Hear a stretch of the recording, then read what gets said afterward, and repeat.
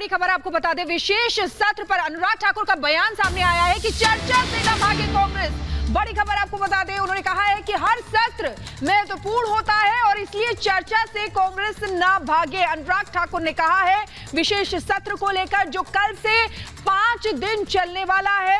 आज सर्वदलीय बैठक हुई जिसमें कांग्रेस के समेत और भी कई पार्टियों के नेता शामिल हुए, लेकिन ध्वजारोहण कार्यक्रम से कांग्रेस ने दूरी बनाई। और आपको बता दें कि अब अनुराग ठाकुर का बयान सामने आया, सुनते हैं।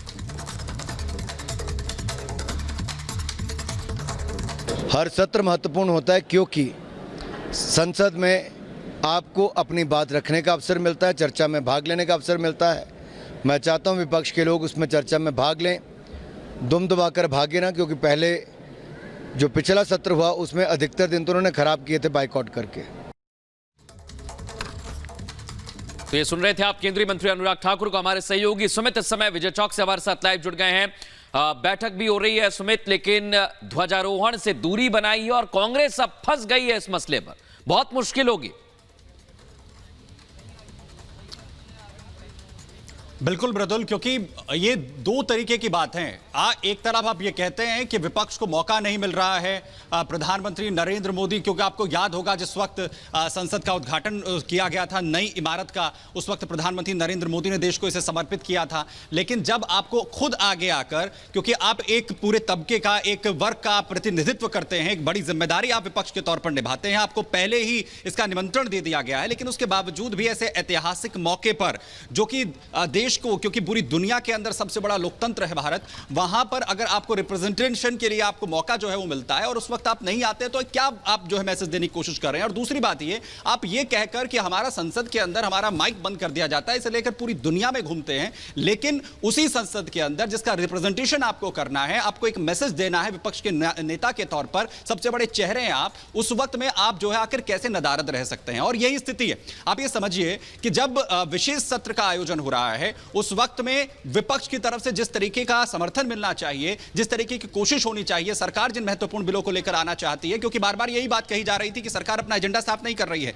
उन बिलों का भी जिक्र यहां पर कर दिया गया। इसके अलावा सर्वदलीय बैठक में भी यह जिक्र जो है पूरी तरीके से यहां पर किया जा रहा है। लेकिन इसके बावजूद भी ये जो कंफ्यूजन वाली स्थिति विपक्ष में नजर आ रही है, जो कहीं ना कहीं ये डिसाइड नहीं कर पा रहे हैं कि हमें क्या करना है, क्योंकि एक तरफ INDIA गठबंधन बनाकर अलग अलग बयान जो है वो सामने आना और उसमें बार बार ये कहना कि हम सब जो है वो एक हैं, ये स्थिति जो है वो सबसे ज्यादा मुश्किल भरी है इस वक्त विपक्ष के लिए। और यही स्थिति चाहे ध्वजारोहण कार्यक्रम हो उसकी भी नजर आती है, सदन के अंदर भी नजर आती है, जो एक दूसरे के विपरीत जो है एक के बाद एक बयान यहां पर सामने आते हैं। लेकिन सबसे बड़ी बात यह है कि अगर विशेष सत्र का आयोजन किया गया है, आप विपक्ष में बड़ी जिम्मेदारी निभा रहे हैं, विपक्ष की भी बड़ी जिम्मेदारी होती है, तो आपका यह कर्तव्य बनता है कि आप सरकार के साथ उन तमाम मसलों को लेकर बात करें, उस पर जो है मंथन करें, जो भी बिल सरकार लेकर आना चाहती है, सरकार किन मंशा के साथ उन बिलों को लाना चाहती है। बिल्कुल, और इसी पर सवाल भी खड़े हो रहे हैं। सुमित, आपके पास लौटेंगे, आपको रोक रहा हूं। एक बड़ी खबर मिल रही है, संसदीय कार्य मंत्री प्रहलाद जोशी का बयान सामने आ गया। सबसे बड़ी खबर यह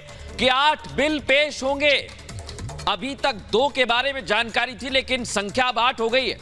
दोनों पार्टियों की ओर से व्हिप जारी कर दिया गया है, यानी विशेष सत्र में सृष्टि और शिखा जो बिल पेश होने वाले हैं, अब उस पर संशय भी है और संभावनाएं और ज्यादा बढ़ गई हैं। बिल्कुल, संभावनाएं बढ़ गई हैं, लेकिन आप देखिए 8 बिल पेश होंगे, ये साफ तौर पर प्रहलाद जोशी ने बता दिया है। सुमित हमारे साथ लगातार बने हुए हैं। सुमित, बिल को लेकर भी एक संशय की स्थिति थी, सवाल खड़े किए जा रहे थे कि क्या छुपाया जा रहा है। सब कुछ सामने पानी की तरह साफ है, उसके बावजूद भी विपक्ष लगातार हर एक बात का बतंगड़ बनाता हुआ अभी तक नजर आया है। सत्र में भी देखना होगा कि क्या भागीदारी रहती है।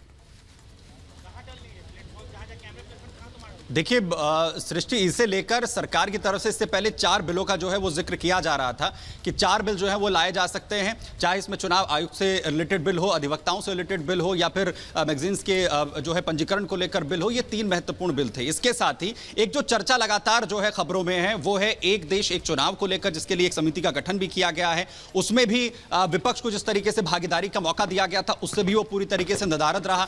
हालांकि बार बार जो है ये INDIA के जो नेता है वो भी अलग अलग बयान इस पर देते नजर आते हैं कि हमें इससे कोई आपत्ति नहीं है, लेकिन चर्चा से जो है बार बार भागना कहीं ना कहीं सवाल खड़े करता है। और अब जिस तरीके से प्रहलाद जोशी का बड़ा बयान सामने आया, 8 बिलों का जो है उसमें जिक्र किया जा रहा है, सवाल यह है कि अगर चाहे वो 4 बिल हो या फिर 8 बिल हो, उन पर अगर चर्चा करनी है, सत्ता पक्ष और विपक्ष दोनों साथ मिलकर कर सकते हैं, और उन पर आखिर विपक्ष का क्या मत है, ये सदन के पटल पर ही जाकर बिल्कुल। बहुत धन्यवाद।